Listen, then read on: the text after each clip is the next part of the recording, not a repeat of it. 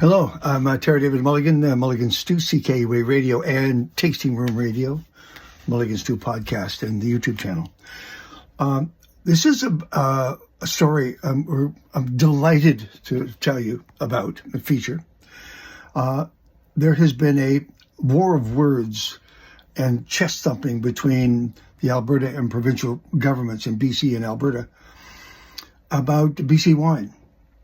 And they have, in some cases, been taken from the shelves in Alberta. We were seen as being sneaking around the corner and selling our wines out of brown paper bags or something. I don't quite know how that works, but there has been an agreement between BC and Alberta governments, just announced the last couple of days. It means that now BC wineries can actually do what they always intended to do: sell directly to Alberta customers, wine fans in Alberta, collect the taxes in BC, and send those taxes to the Alberta government. It worked out. That's what it did. They're huge customers, 15 to 17, almost 20% of wine sales that BC wineries can count on come from Alberta. And also, Albertans get in their cars and their planes, and they come to the Okanagan and the Cowichan Valley and wherever the wines are made, and they spend their tourist dollars and buy wines at the same time and take them home. It's a good deal. It's a win-win. This is a really good story. Finally, after a lot of dark stories coming your way, check this out. This is Paul Sawler, who is the chair of BC Wine Growers, and also is the head of sales and marketing at Dirty Laundry. But he's talking to us as the chair of BC Wine Growers. This is how it all came to be. My name is Terrydavidmulligan. This is Tasting Room Radio. There are news things happening, friends, as we talk. News is breaking about our relationship with our friends in Alberta, the wine consumers and the governments. In order to understand what's going on and the press release, we're going to talk to the chair of the Wine Growers Association of British Columbia, Paul Sawler, from Dirty Laundry. Welcome aboard. Thanks, Terry. Great to be here. It's a kind of a busy time for you. I mean, just being in the wine business, it's kind of crazy. It has been a crazy couple of years, no doubt.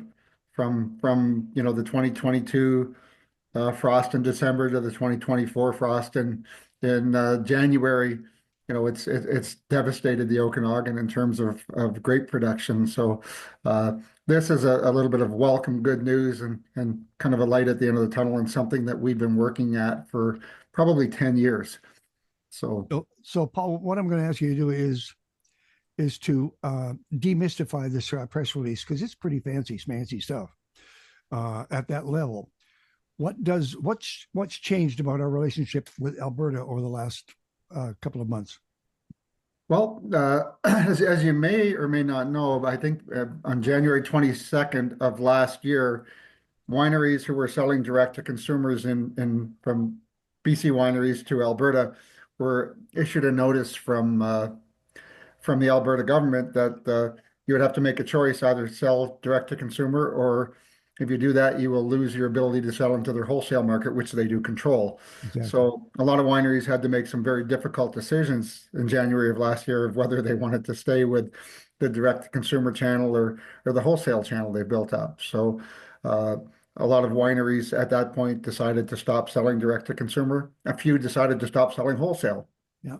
So it wasn't until June of last year when Premier Eby and Premier Smith got together, and I think put aside, philosophical differences and political differences, and I believe came up with the right solution for both Alberta consumers and the BC wineries.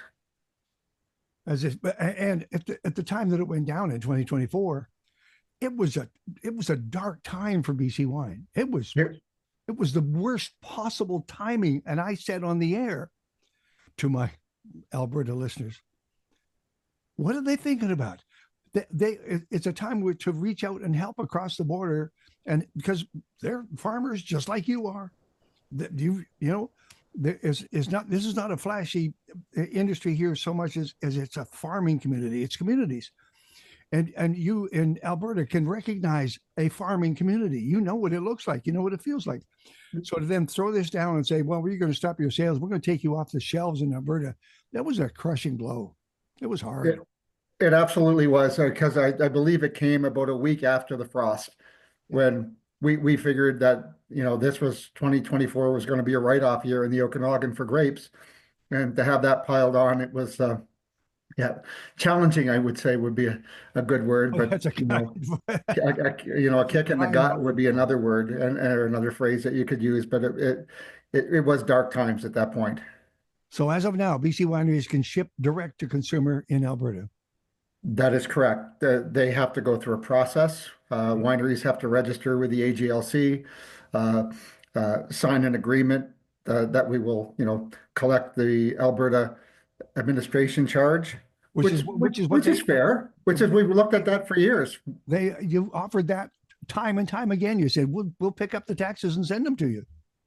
We would, but until January 6th of this year, we had no way of collecting nor remitting. So now that is in place, and it's a level playing field for retailers in Alberta versus the direct to wineries. Everybody is paying the same fee to have wine go into the province, and most of our consumers are quite happy with that. So for the wine consumers, and people who follow this story in BC and Alberta, it's an important step in interprovincial trade between BC and Alberta. Um, Alberta is a huge market for BC wine.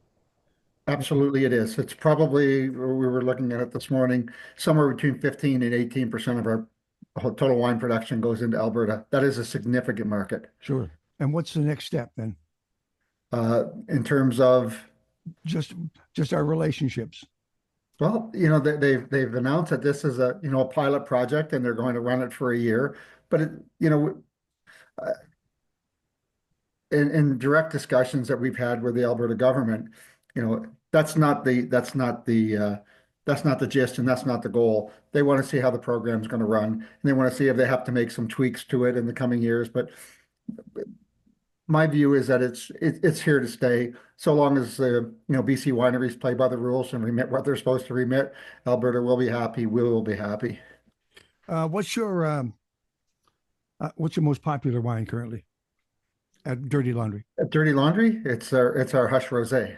Hush Rosé. What does it go for on the shelf here in BC? Right around the $20 mark. Okay, and with the taxes and ads and the recycling, etc., going on, what would it sell for on the shelf in Alberta? Probably in the $25 range. Okay. But then again, when I say it's a $20 range here in British Columbia, you got to remember we add the provincial liquor tax after that. And in Alberta, it's included in the price. Okay, so it's comparable in both provinces. Very, very close now, yes. Now, tell me about your wine club. How many members do you know? Do you know numbers for Dirty Laundry? Yes, somewhere in the 1,200 range. There you go. But you can add to that now. You can ship direct. We can, and Sell the direct. biggest thing that wineries haven't been able to do in Alberta is market their wine clubs openly, Ah, and that now is not a problem anymore. So, you're starting to see wineries being very, well, not aggressive, but at least letting people know what they can get. exactly Uh, that. and it's not just big for the wineries. As you build these relationships with Alberta consumers, it also drives tourism. And our number one outside of BC market for visits to wineries are also Albertans. Can I, by the way, I will say this, and I have said this every time I talk to them. There are a lot of Albertans owning and running BC wineries. Yes, yes, there are. Like a lot. Yes. And I don't have to look very far, Terry, to know where that is And with Dirty Laundry. and you Not that it's all Albertans, but we do have Albertans that are part of our ownership team. are you not an Albertan, sir? I am an Albertan. You're a registered Albertan. I am speaking to you from just west of Calgary in the little hamlet of Redwood Meadows, close to Wonderful, Bright Creek. wonderful, wonderful. Well, there. I mean, we are intrinsically entwined with them. It's as simple as that. We're not just next door neighbors. We've We, got we, we are not. The thing that I think that is going to be important in this as well. I think that enough thought went into this that this could be used as a framework to fix interprovincial trade all across the country.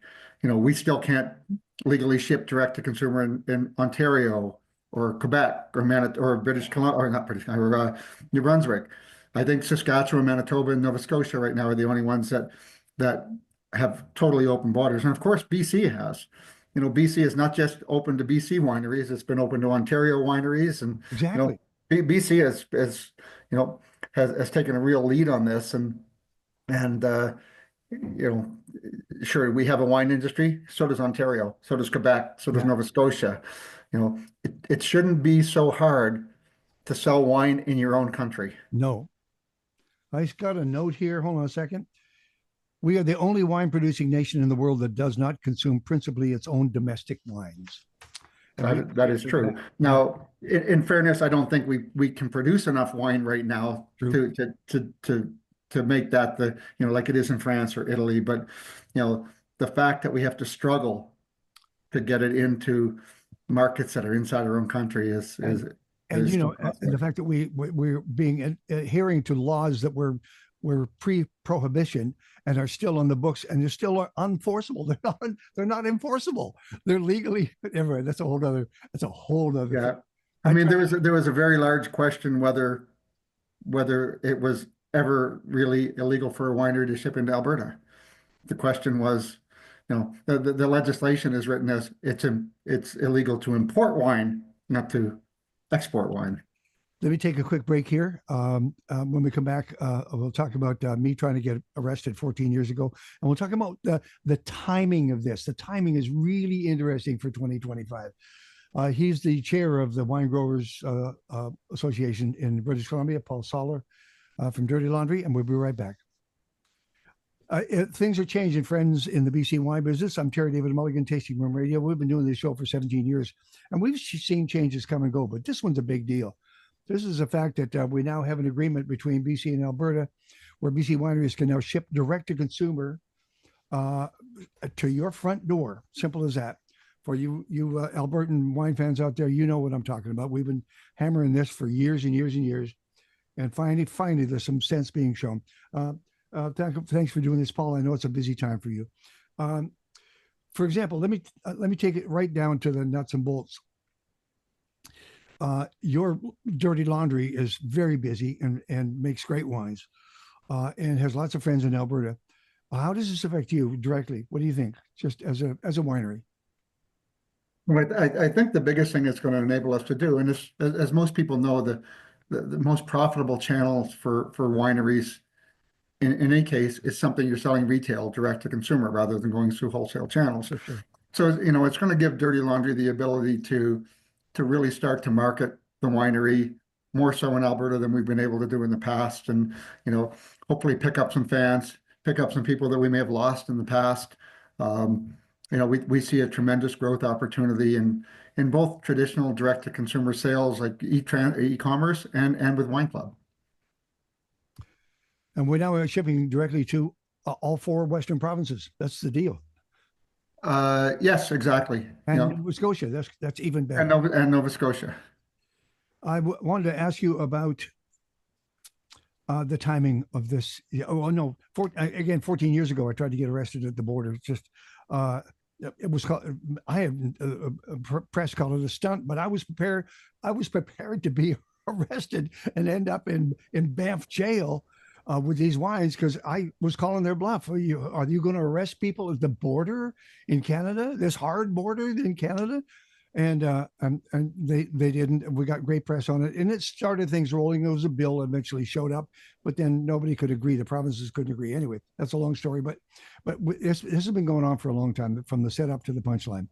Yes. Now, 2025, you and other wineries in British Columbia have had to find different source of fruit to fill bottles in 2025, and Washington seemed one of the best places to head for that. First of all, they've got our soil. Yes. What did you do, for example, at Dirty Laundry? How did you handle that? Well, we, for us, 2025 was an absolute devastation, Terry. We We have 120 acres of our own vineyards, plus we license a bunch more. Out of our 120 acres of vineyards this year, we harvested about 750 pounds of grapes, which is not enough to fill a That's a couple double of day. cases. You can't even fill a barrel. Uh, so yeah, we were forced to look outside. We were lucky. We found a single grower in Washington State uh, with very similar terroir, very similar farming practices. Our winemaker Mason Spink went down and spent some time with them, and we did contract grape purchases and juice purchases out of this a single source in Washington State. So, and we've been very happy with the fruit. The terroir is very similar. It's like 400 kilometers from where we are. Do they take you into different varietals? We were really lucky. There was only one or two varietals that we produced that we couldn't get. We didn't bring in anything. Well, that's not entirely true. We brought in a couple of things that are a little bit different that I'm gonna hold off on as we're gonna launch them properly. But in general, everything that we brought in are varietals that we've used in the past. Now, Oh, this will drag into probably a multi-year thing because as you know, the whites that we bought this year and are producing now will be sold this year. that's right. The We've time, worked yeah, really the hard at time. Dirty Laundry over the past 7 or 8 years while I've been there and Mason has been there to ensure we do not sell reds the year after we crush them. So it's a 2-year project at least for us to get the reds to market. So we'll be dealing with some replacement wines crafted in BC is how After we've BC. monitored them uh, uh, in 2025 and again in 2026. Our hope is that it's only reds that we'll be dealing with in 2026. But until we see what happens this winter and what the vines actually produce in 2025, it's a little hard to make that judgment at this point. We're having a very interesting winter here in Warmland on Vancouver Island. Yes. How about you guys up there? Is there any what's the weather looking? Well, it's been relatively mild, and the forecast for the next 2 weeks is mild. It is going below freezing at night, which is a positive thing. I think if you ask most winemakers, they would rather it be steady below zero for a little while, uh, because it gets up to 6 and 7 during the day. It can trick the vines into starting to Yeah. produce some sap, and we don't want that if there's potentially another incident this year. I think like every other winery, we're looking at the 2 week forecast and looking out and going, okay, it looks good. It looks good. I think most of us believe if we can get into February and the sun's a little higher, that we won't face that. And that's, you know, Terry, as you know, this isn't the first time, even in back-to-back years, that this has happened. It happened back in the 80s as well. Sure. Now it's a little different, a lot different industry back then, but it's not unprecedented, and we would like to see it go another 45 years before we see that again. Then neither you or I'll have to deal with it. Uh, listen, I can't keep you talking because you're far too busy. However, I'm this is a plus and some bright news and what's been a very dark number of months. I don't want to go too far back on that, but basically it has been there's been wineries change hands, families are disappearing. It's just it's a crazy time in the farming community. It is. How does it affected you in the boardroom and the wine growers? Well, it's we've had to be get creative in terms of you know where we're going to market, how we're going to market. We've had to get creative on working with the provincial government on some markup relief for these Yep. replacement wines because really if we were working under uh, the system for general imports, there would be no business case for us to be able to make wines and make them profitably to sell inside British Columbia without the province's help. And I can't stress enough how great they have been, how great the provincial government has been. Premier Eby, um, uh, Minister Farnworth, when he was in that position, uh, they really took their time to understand the challenge we were having and come up with some pretty creative solutions in a very short period of time. So I will, I will give kudos to them. I'll give kudos to Premier Eby and Premier Smith for stepping, outside of their traditional territory or traditional roles and just making this happen because it's the right thing to do for Canada and British Columbia and Alberta. I will make a note here that uh, there's nothing better than a great glass of wine, and the community and the farmers, and how it brings people together. The reason why I headed for Naramata for a number of years was because I like the community around winemaking. I like those people, Yes. and I like their sense of decency, and so but one thing really, you stand back and look at it. We still put a lot of the wine industry still puts a lot of money in the coffers. There's a lot of taxes, a lot of sales. It's good for the economy. It's good for the BC and Alberta. Yeah, I think there's some statistics out there that every bottle of British Columbia wine sold in BC generates almost $100 of net worth when it goes through the system. And like imported wines don't do that. No, That doesn't help our economy. It doesn't help our tourism. It doesn't help put money back into individual communities.